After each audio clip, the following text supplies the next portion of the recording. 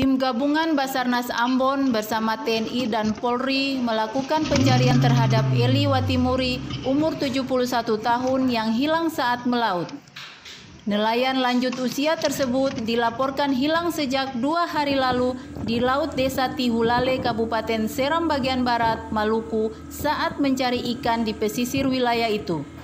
Upaya pencarian dari regu penolong Basarnas bersama TNI Polri ini dilakukan dengan menyisir lokasi awal korban mencari ikan saat itu. Bahwa salah seorang warga desa Tihulale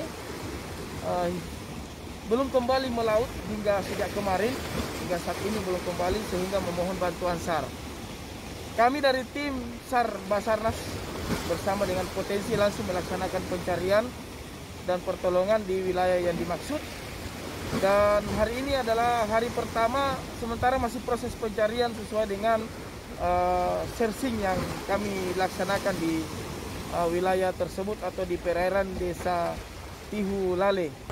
Meskipun upaya pencarian sudah diperluas dari lokasi itu, namun hingga kini petugas belum menemukan jejak korban maupun perahu yang digunakan nelayan yang sudah berusia lanjut itu.